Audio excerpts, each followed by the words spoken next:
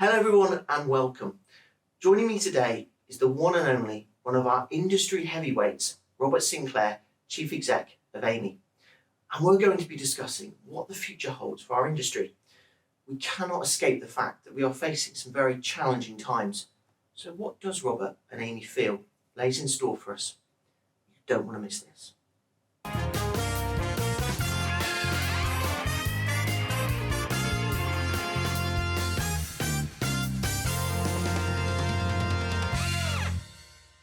I want to get straight into it, but I want to start simple, if that's okay. Yep. For those that may not be aware, can you tell me a little bit about AMI and what is its role? So AMI, the Association of Mortgage Intermediaries, is the trade body that represents firms in the mortgage broking sector. Our job is to really think through what might be coming by way of changes in legislation or regulation, lobby government or the regulators to make sure that it doesn't do damage to our sector, and advice. And then once those things are brought in, make sure we interpret them properly and help firms understand what they have to do to engineer change that works for the consumer, meets the regulatory outcome, but also allows firms to continue to trade profitably. Because the core focus of what AMI is about is how do we make sure that firms can continue to trade profitably tomorrow in an ever-changing environment. Okay, fantastic, thank you. I want to move now on to the topic of the Bank of England base rate. Yep. We know that it's been held for the second time, 5.25%. So how do you feel that's going to impact the market, and what's your prediction now? Is it going to go up? Is it going to come down? Is it going to stay the same? If I had crystal balls, I wouldn't be doing this. Yeah, I think I'm one of the people who said it shouldn't have gone to 5.25. In all honesty, I think at 5 it was already doing what it was meant to do. It was just going to take a long time to do what it wanted it to do. It's quite a blunt instrument because what you're trying to do is take money out of the economy by raising interest rates, which for most people means raising their mortgage rate. And with a proportion of people who are on fixed rates, it takes a long time for that to bleed through.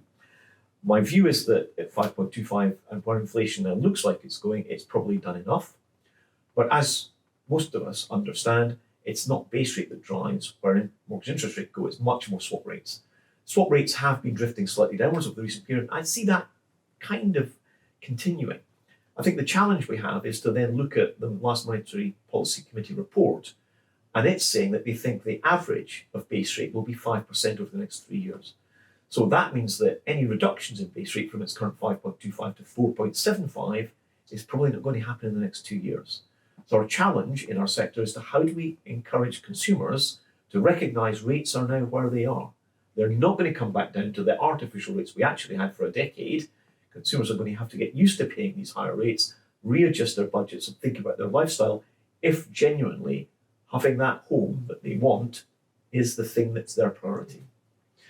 So moving on that theme, where do you now see the market for the rest of 2023? I appreciate we haven't got much left now, and 2024. I think we will still see competitive rates coming out of lenders because I think some of them will want to start next year with decent pipelines, which is positive. I think 2024 is going to start in an interesting place for us. When I think, given the geopolitical uncertainties and political uncertainty in the UK, the market's going to be hard through the first quarter. What I do expect is that by the time we get to Easter and we come at the back end of that, consumers will reassess where they are. And therefore, I think if the world looks a slightly less difficult place, we'll see a lot of positivity flowing through into consumer sentiment, which of course immediately flows into the housing sector and the mortgage sector. These two things are interlinked, consumer sentiment and what happens in the housing market. The Bank of England recognises that, Treasury recognises that. So I think we'll see positive signs happen when we get into the middle of next year, unless something else goes wrong. So a tough first half of the year. First quarter probably, but Okay, certainly I view quarter 2 being transitional, hopefully, and then quarter 3, quarter 4, hopefully back to much better numbers like we were seeing in 2022. Okay. And you did mention the word political. Yep. So I'm maybe going to ask you to get your crystal ball out again, Robert, if that's okay. Autumn statement. Yep. Soon be upon us. Any thoughts on what to expect? A lot of people are pushing for changes to happen, and we might see some tinkering around stamp duty. There's lots of pressure to play around the lifetime ISA, and I think that's kind of things that could be done around the edges that will give positive sentiment. But this is a government who's trying to get votes back. Anything they do in the housing sector, the mortgage sector, is a long burn, not a short burn. And given the proximity of the election, I don't see that as being a spending priority for this government today. And therefore, we might see some tinkering at the edges, but I don't see anything fundamental happening that's going to be that big a sea change as people might have thought might happen around things like bringing back Help to Buy or things like that, which I think the government has got real concerns about. There has been some mention around stamp duty. Yeah. They might play in that space, but it will depend on how they see the numbers and what they think the impact of that will be quickly in terms of their electoral prospects and whether they need to do that, as opposed to thinking about, actually, if I can give an income tax cut or changes to national insurance, that gives me better bang for my buck at the ballot box. Okay. So again, continuing on the political route, AMI is clearly a massively important trade body to help influence.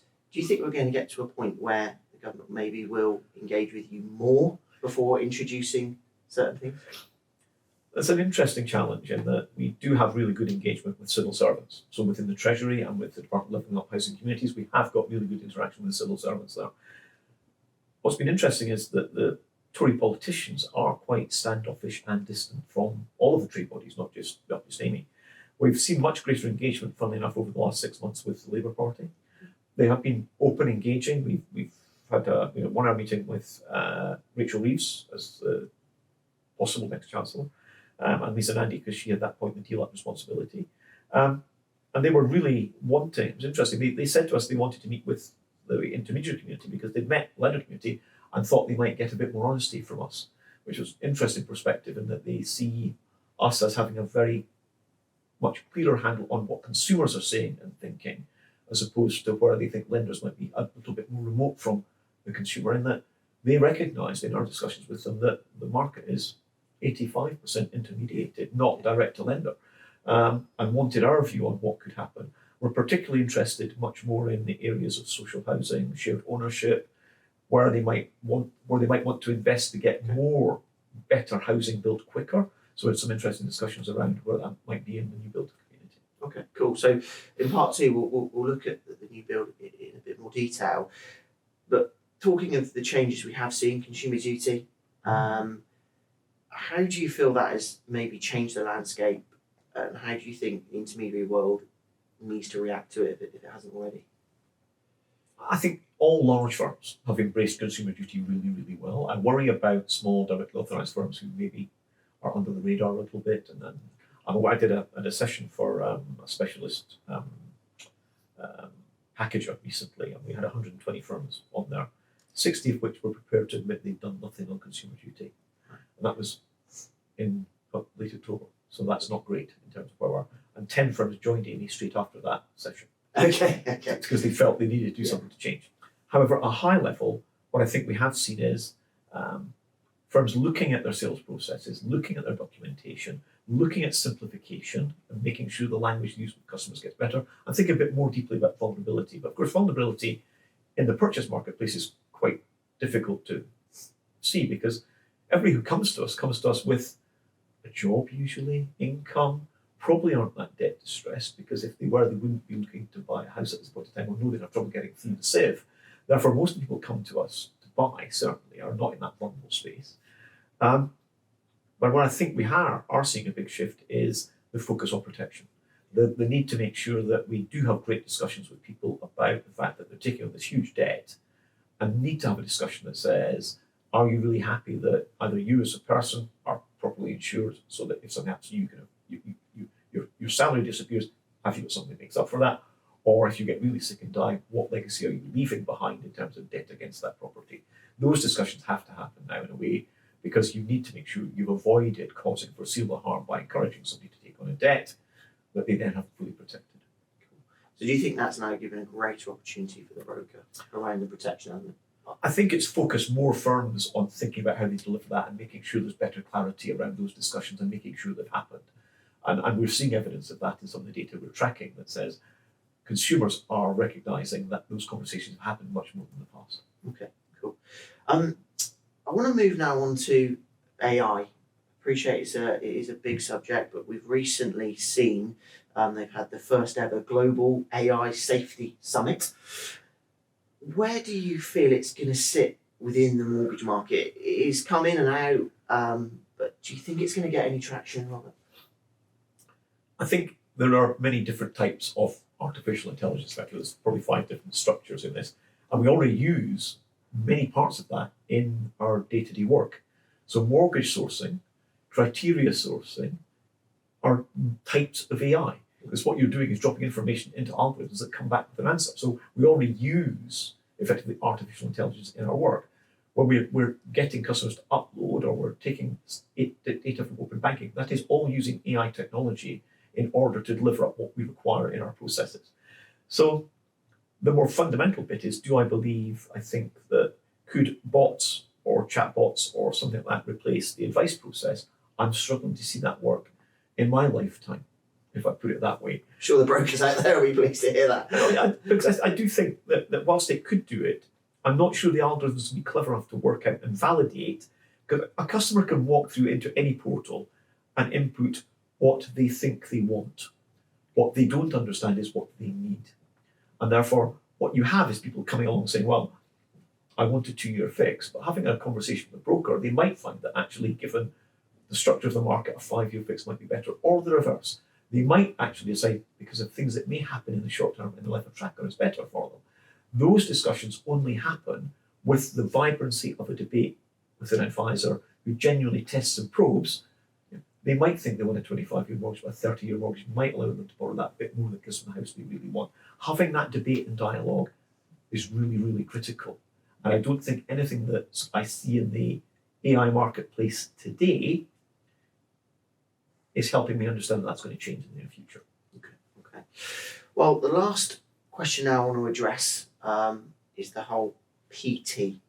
We've seen a large increase in product transfers. Are you concerned around the advice piece with PTs becoming such a big part of the intermediary and direct space now? And do you think that the lenders are doing enough to send people back to brokers? I think you've just nailed the major issue there for me, which is, are lenders doing enough to encourage the consumer to actually engage in a debate, as opposed to 3 clicks and you're into the next product? I think the 3 clicks into the next product is really dangerous, because we're in a world now where average mortgage terms are moving away from 25 to much longer, often 30 or 35-year terms. I think consumers should be having better discussions about that on a regular basis. I also think that encouraging people just to do 3 clicks to stay with somebody is dangerous, because things continue to evolve and change in everybody's lives. There should be a better conversation, perhaps again, about protection. There should be other conversations about, is this product still the right one for you with this particular lender, given what might be happening in your life? So, and then there's the last element, which is actually when they do engage with a broker, the amount of work it takes is not half. It's probably 7/8 actually. And therefore, half the level of prop fee is not the right reward for the work that's been done in a properly advised process. Also, I think Consumer Duty puts an incumbent requirement on lenders, not just to see this as, I've got this customer, I'm going to keep it. I think under Consumer Duty, they have to embrace the fact that they've got to look after that consumer and perhaps think about how they pass that back to the broker, or encourage the customer to go back to the broker who gave them advice originally. Again, I'm sure that's absolute music to the ears of the brokers out there. So thank you, Robert. That brings to close part 1. In part 2, we're going to focus a little bit on new build and what Robert feels is the key to supporting the new build arena in 2024.